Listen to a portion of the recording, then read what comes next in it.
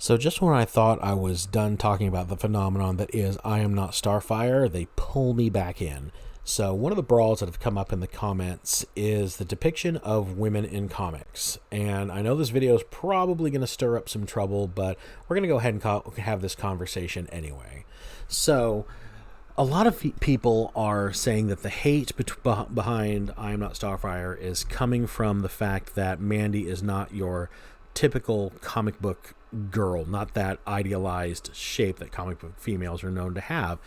And I think that was kind of part of Mandy's point, was that she was supposed to be so opposite of Starfire, so opposite of that, typical superheroine figure, that they, whether on purpose or not, I don't know if you would call this an exaggerated figure, but they gave her a figure that's different.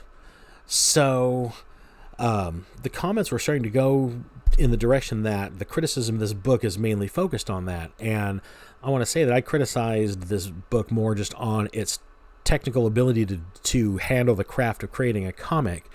The art is subjective, the look of the characters is subjective, and you can think whatever you want of them, but to think one thing is wrong and one thing isn't, that's a different thing. That's what I want to talk about. So one of the commenters even went so far as to bring the cover of my own comic, the latest issue, into question, the variant cover, which does depict a girl sitting there. And I was accused of creating a image or a adolescent male sexual fantasy or something, which wasn't what I was going for. I definitely was going for attractive and alluring, but I don't know that I was going for over sexualized, but that's what somebody took away from it. And as I said, it's subjective. So going back to Starfire, I think she's a really good character to kind of have this conversation about, simply because she's one that's always been known for her very skimpy costume. I mean, this image here is her original costume that she broke into comics with, and it doesn't leave a lot to the imagination. It's very revealing, and that was always kind of part of her character. She was around sporting this look for a very long time. And then more recently in DC's New 52, she was reintroduced with this even skimpier version of her old costume, and a lot of even longtime Starfire fans thought that this image crossed a line. And that's fine. Everybody, I'm sure, has a line where they think decent versus indecent, and for a lot of people, this crossed that line. And I think that's fine to have that and to have an opinion on the costume, but things go differently when you start having people saying that you cannot depict female characters in this manner. And, well, somebody really should have told Botticelli that a few hundred years ago. So, fact of the matter is that we have been depicting women in art this way, and I have, if you follow this channel, a lot of my educational background is in art history, and I've been comparing the movements of art to the evolution of the comic book industry and how they kind of line up with each other.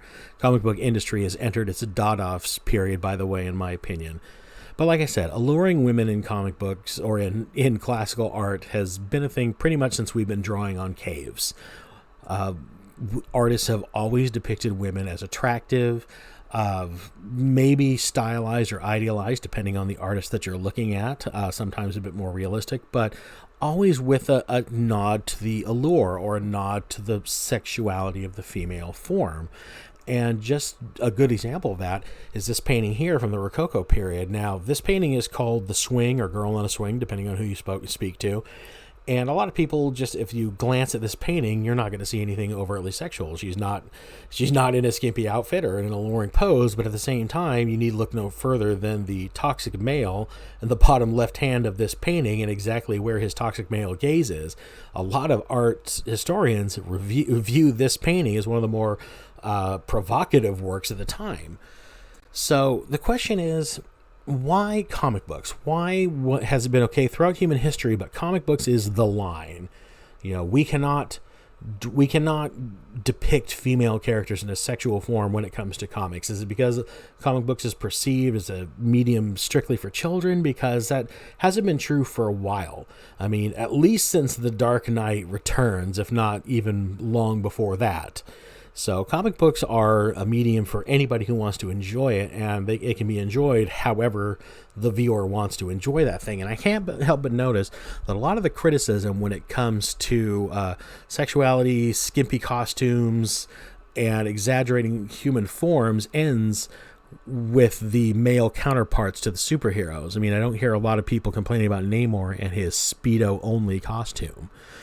So this may be new news to some of you, and I hate to be the one that has to break it to you if it is, but the female form is something that a lot of people find attractive. They like to look at it, and it's not necessarily just for sexual reasons, for the fact that it's just a well-engineered piece of nature. It is the human body itself, male or female, is a wonder to behold. And just because you see a fit and trim body depicted in a revealing way, that shouldn't be something that threatens you or you should see as unattainable or even something necessarily to strive for. It's just something to be admired sometimes. And comic books as they go are a power fantasy.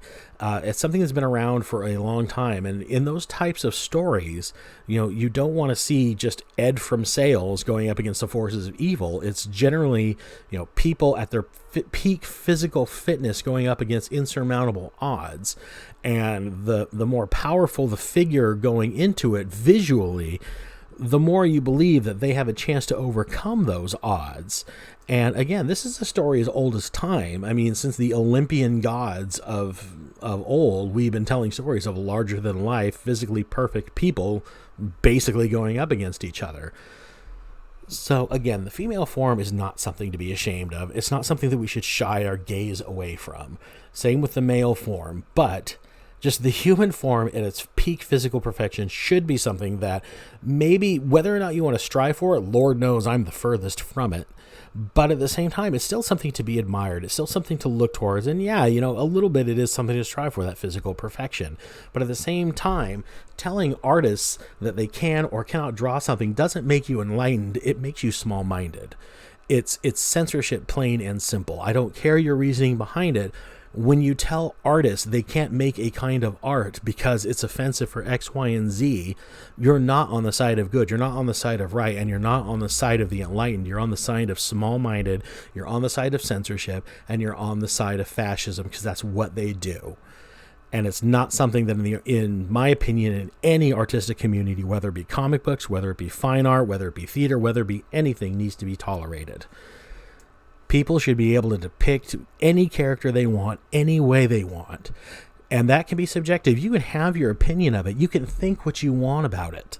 And that's fine. You can express your opinion about it, and that's fine.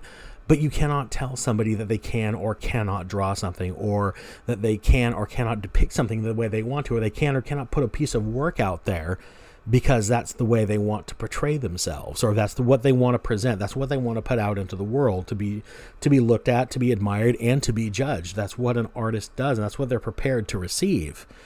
So be proud of your creation. Be proud of what you can draw. Be proud of the art that you like, regardless of the reason that you like it. If you like it purely on a erotic or sexual level, then that's you. If you like it because, good Lord, a human being created this image with their hand, with nothing but their hand and eye, that's amazing. I look at sculptures like Michelangelo's David. Somebody made that out of rock. That's insane to me. So let's start celebrating art a bit more and denigrating artists a bit less. Let's try a bit less assigning motives for people who draw a certain type of way or like a certain type of art, and just realize that we can agree to disagree. Art is subjective, and that's really all I have to say. I could ramble about this for hours. This is a topic that I feel really passionately about, and I probably will talk about it again someday. But those are my thoughts for now, and I want to know your thoughts. Women in art, what do you think?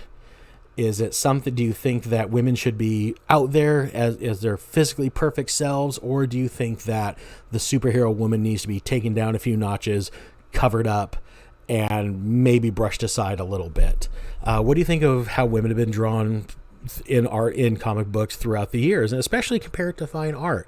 I do think it's very interesting that women in the history of painting and sculpture and every other kind of medium have been pretty much celebrated for their form and their sexuality. And then when it comes to comic books, then the line is drawn. So is that your line? If so, why?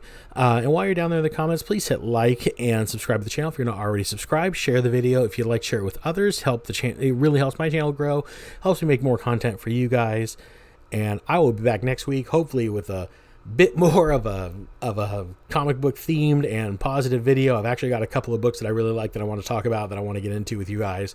So hope you stay tuned for those, and I will talk to you in the next video. Bye.